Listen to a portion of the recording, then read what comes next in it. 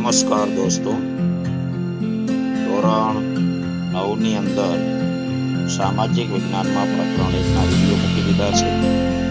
Bhagavad Gita series આપણે ચલાવી રહ્યા છીએ અને સાથે સાથે હિન્દુ ધર્મની અંદર જે કુરિવાજો, વહેમો, જે શ્રદ્ધાઓ છે એને દૂર કરવા માટેના વિડીયો પણ હું તમને આપી રહ્યો છું. એટલે આપણી ચેનલ ઉપર તમને અલગ અલગ પ્રકારનું મટીરિયલ મળી રહેશે. હિન્દુ ધર્મની અંદર જે કુરિવાજો છે એને દૂર કરવા માટેના ઘણા વિડીયો મૂકવાના. અત્યારે આપણે ધોરણ 10 સામાજિક વિજ્ઞાનની વાત કરીએ. વન અને વન્યજીવ સંસાધન પ્રકરણ 9મું છે. એની અંદર સૌથી પહેલો પ્રશ્ન છે જંગલોના પ્રકાર વિશે સવિસ્તર નોંધ લખો.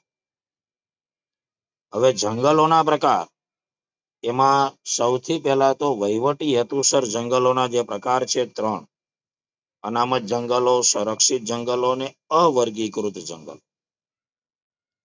તો અનામત જંગલો જે છે એને કાયમ માટે સુરક્ષિત રાખેલા હોય. જો હવે અહીંયા શબ્દ છે આરક્ષિત અને સંરક્ષિત, એમાં ભૂલ ન થાય એનું ખાસ ધ્યાન રાખવાનું છે. તો જે અનામત જંગલો છે એને સંપૂર્ણપણે સુરક્ષિત રાખ્યા છે. એમાં વૃક્ષો કાપી શકાતા નથી, લાકડા વીણી શકાતા નથી, ખેતી થઈ શકે નહીં, પશુ ચરાવવાની કોઈ પણ પ્રકારની પરમિશન ત્યાં મળતી નથી. અને આ જે જંગલો છે એ સીધા સંપૂર્ણપણે સરકારી તંત્રના નિયંત્રણમાં હોય છે. યાની કે ફોરેસ્ટ ડિપાર્ટમેન્ટ છે, જે વન વિભાગના અધિકારીઓ છે એના નિયંત્રણમાં હોય છે. બીજો પ્રકાર છે સંરક્ષિત જંગલો.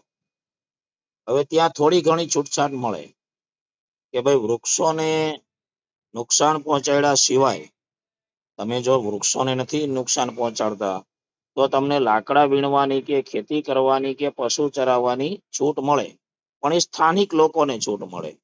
યાની કે જંગલની આજુબાજુના વિસ્તારમાં જે લોકો રહેતા હોય, માલધારી લોકો હોય કે પછી આદિવાસી સમાજ હોય, એ જંગલની આજુબાજુની અંદર જે કુબા કે ઝૂંપડા બનાવીને જે લોકો રહેતા હોય, એ લોકો પોતાના પશુઓ ત્યાં ચરાવવા માટે જઈ શકે, ખેતી થઈ શકે, નાના નાના ખેતરો બનાવી અને ખેતી કરી શકે.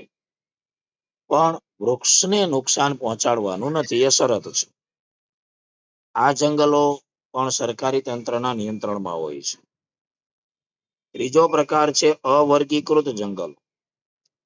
અતિશય ગીચ અને ગાઢ જંગલો દુર્ગમ છે, એનું વર્ગીકરણ થઈ શક્યું નથી. એમાં વૃક્ષોને કાપવા, ખેતી કરવી, પશુ ચરાવવા પર કોઈ પ્રતિબંધ હોતો નથી, સંપૂર્ણપણે છૂટ હોય. ગીચ જંગલો છે. જઈ શકો તો જાઓ. મળીશું નેક્સ્ટ વિડીયો. નમસ્કાર. ફોલો કરો.